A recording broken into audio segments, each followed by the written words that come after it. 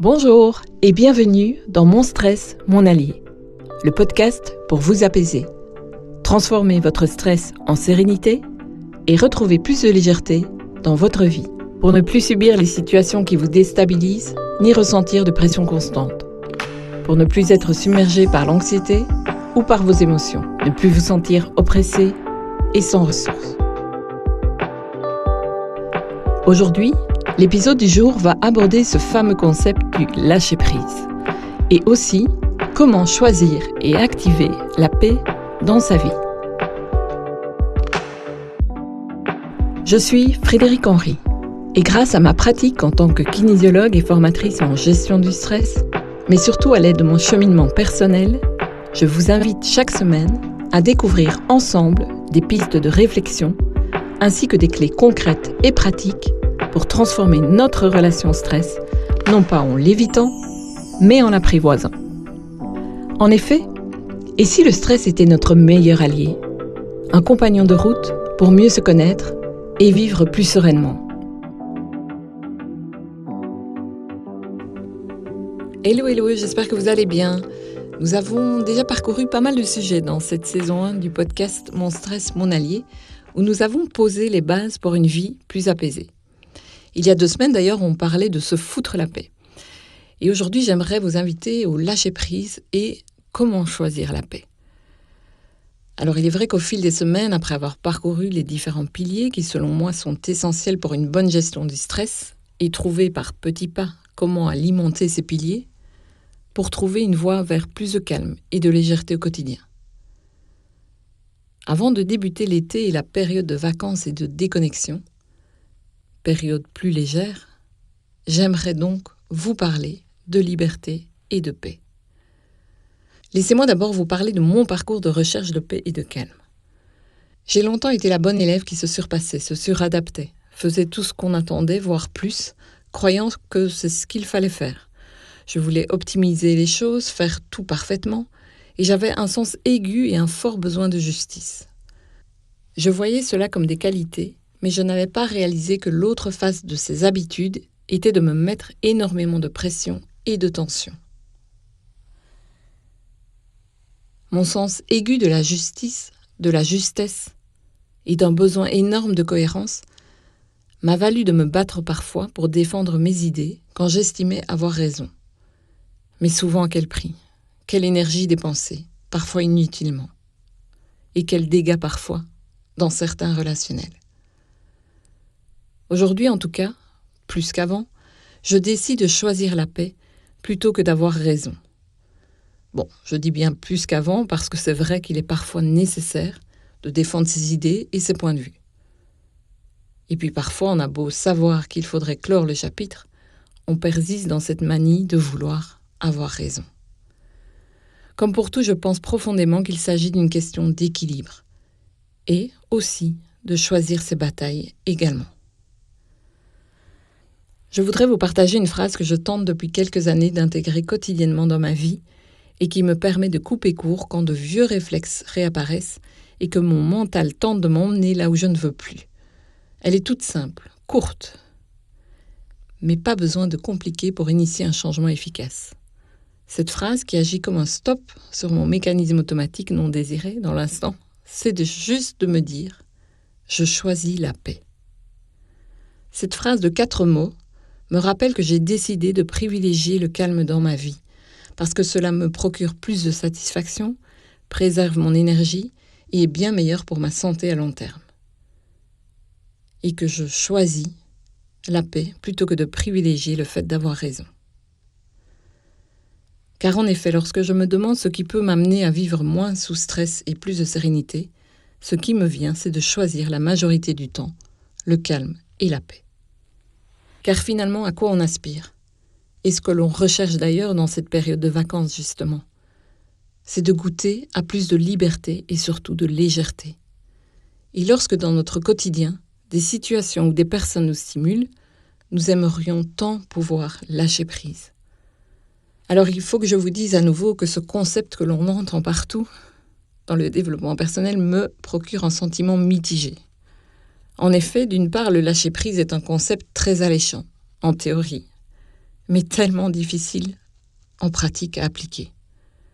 Et souvent, je me dis même qu'il est très violent. En effet, je ne sais pas vous, mais lorsque je suis en prise avec une situation, quelque chose qui semble compliqué, que je n'arrive pas à surmonter, que je n'arrive pas à me détacher, un défi auquel je dois faire face, ou une situation que je ne peux m'empêcher de ressasser ou de ruminer, entendre me dire « Oh, lâche prise », peut, même si cela part d'un élan bienveillant, ne pas du tout m'aider et me procurer à l'inverse des sentiments d'impuissance, voire de culpabilité. Parce que je n'y arrive pas justement à lâcher prise. Car honnêtement, comment on fait pour lâcher prise ? Pour moi, l'apaisement, je vous le distille depuis plusieurs semaines, c'est un ensemble de prises de conscience et d'actions, des petits pas, agissant sur différents piliers de notre vie, qui vont nous conduire justement, petit à petit, vers plus d'apaisement, même au milieu des difficultés, des défis, des émotions, du stress. Et ce n'est qu'en posant un pas après l'autre que nous avançons, et que sans nous en rendre compte, commençons le lâcher-prise. Et un jour, comme je l'explique souvent aux personnes que j'accompagne, on s'arrête, on se retourne et on observe le chemin parcouru.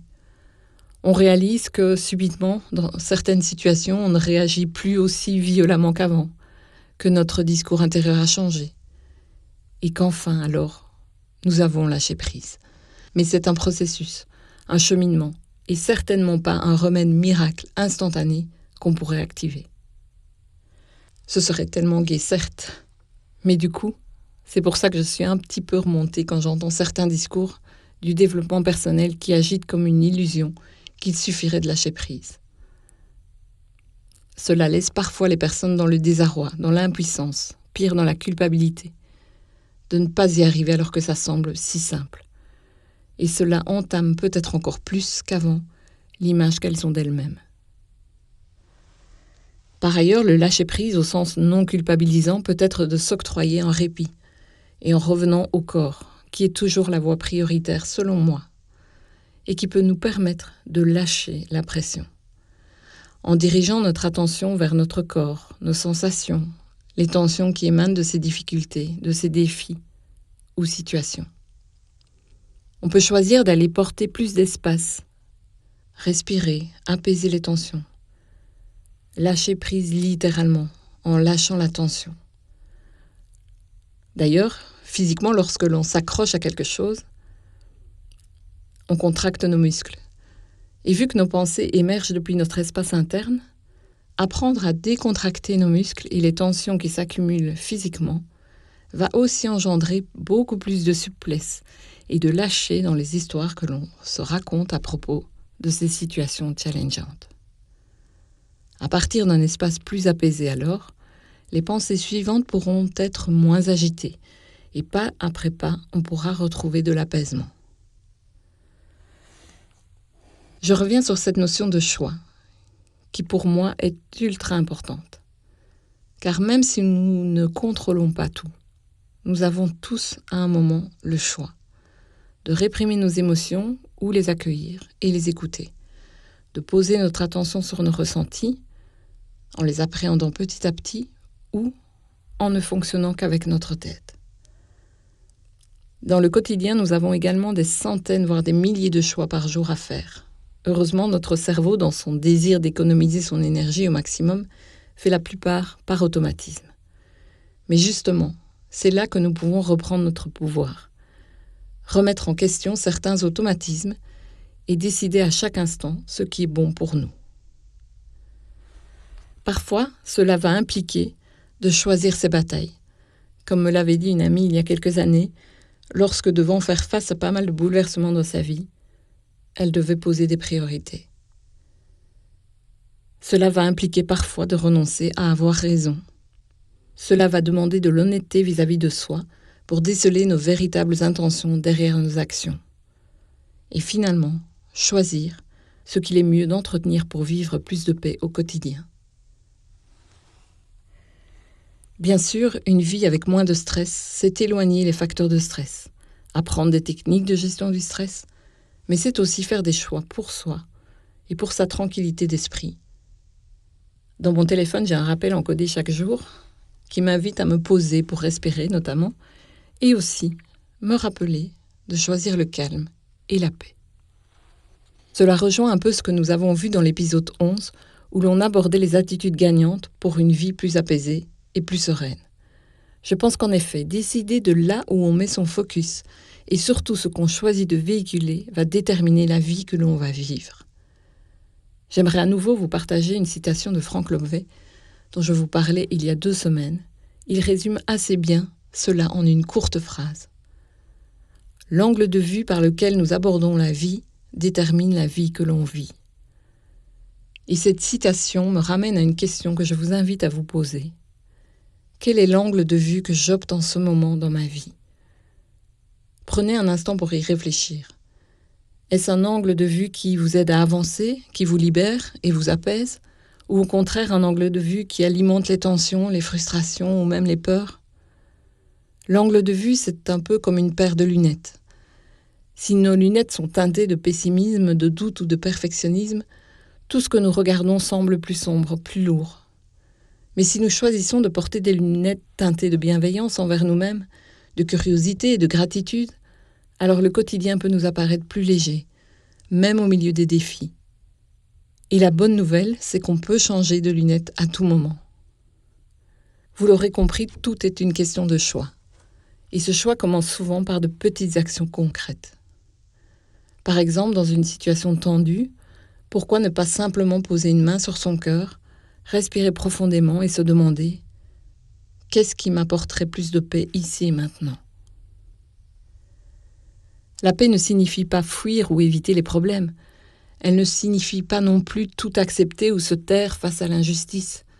Elle signifie simplement faire un choix conscient pour préserver notre énergie et notre sérénité. Choisir la paix, c'est un acte d'amour envers soi-même. Je sais que ce n'est pas toujours facile.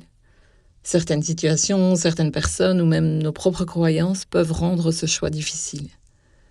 Mais souvenez-vous, il s'agit d'un entraînement, un petit pas après l'autre. Et chaque fois que vous choisissez la paix, même dans un contexte minime, vous renforcez ce réflexe et vous bâtissez une base de sérénité intérieure qui devient de plus en plus solide avec le temps. Et pour revenir à cette idée de légèreté, qu'évoque si bien l'été, je voudrais vous proposer un petit exercice que vous pourrez pratiquer dans les jours à venir, surtout si vous vous sentez sous tension, avec des résistances en vous. Prenez un moment pour observer ce que vous ressentez. Visualisez ces tensions comme des poids que vous portez sur vos épaules. Imaginez à chaque expiration que vous déposez un de ces poids. Juste un, puis un autre. Et observez comment petit à petit vous vous sentez plus léger. Ce n'est pas forcément un processus rapide, mais chaque poids déposé est une victoire. Et puisque nous approchons des vacances, cette période propice à la déconnexion et au recentrage, pourquoi ne pas en profiter pour expérimenter cette notion de choix, chaque jour ? Posez-vous cette simple question. Qu'est-ce que je choisis aujourd'hui pour mon bien-être et ma sérénité ? Cela peut être un temps de pause pour vous, une marche en pleine nature, un moment de silence, ou même le simple fait de dire non à quelque chose qui ne vous convient pas. Enfin, je vous laisse avec cette réflexion. Si chaque jour vous faisiez un choix, aussi petit soit-il, qui vous rapproche de plus de paix, quelle différence cela ferait-il dans votre vie ? Je suis persuadée que l'être humain a tout en lui, autant le meilleur que le pire. Tout dépend où il place le curseur dans les situations et dans sa vie. Pour illustrer ce propos, j'aimerais vous partager cette légende amérindienne que vous connaissez peut-être. Un matin, un vieux Cherokee voit son petit-fils en colère, suite à une dispute avec son meilleur ami. Il vient vers lui et lui raconte une histoire, celle d'un combat, celui que mène chaque être humain sur Terre. Parfois, dit-il, il m'arrive également de ressentir de la haine contre ceux qui se conduisent mal. Cette colère ne blesse pas mon ennemi et elle m'épuise. C'est comme avaler du poison et désirer que l'autre adversaire en meure. Souvent, j'ai combattu ce sentiment. En fait, un constant combat a lieu, tous les jours à l'intérieur de moi-même. Et ce, comme un peu un combat entre 2 loups. 2 loups, grand-père ? Oui, 2 loups. L'un est méchant, il ne connaît que la colère, l'envie, la jalousie, La tristesse, le chagrin, l'avarice, l'arrogance, l'apitoiement et un sentiment d'infériorité le poussent au ressentiment, au mensonge et à la vanité. L'autre est bon, il connaît la paix, l'amour, l'espérance, la sérénité, l'humilité, la bienveillance, l'empathie, la générosité, la vérité, la compassion et la foi.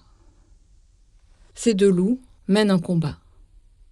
Intrigué, le petit-fils réfléchit et demande à son grand-père. « Mais à la fin, grand-père, quel loup remporte ce combat ?» Aussitôt, le vieux Cherokee se tourne vers son petit-fils, le regarde dans les yeux et lui répond « Celui que tu nourris, celui que tu décides de nourrir. » On en revient encore à cette notion de choix et de là où l'on a envie d'aller. Prenez le temps d'y réfléchir et de savoir quel loup en vous avez envie de nourrir. Et comme à l'habitude, si vous avez envie de partager vos idées et vos expériences, je serai ravie de les découvrir. N'hésitez pas à laisser un commentaire ou à m'écrire. Sur ce, je vous souhaite une belle semaine, pleine de choix conscients, vers plus de sérénité et surtout plus de légèreté. Prenez bien soin de vous et à très bientôt pour un nouvel épisode.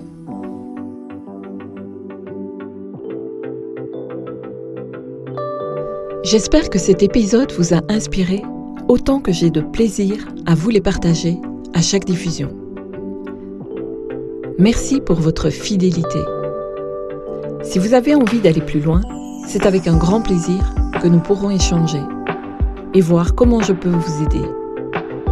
N'hésitez donc pas à me contacter en privé si vous avez besoin de plus d'éclairage et ou de soutien. Et si vous désirez faire un premier pas vers plus d'apaisement, je vous invite à télécharger le guide 100% gratuit « Weekly pratique pour s'apaiser » dont vous retrouverez le lien en descriptif de l'épisode.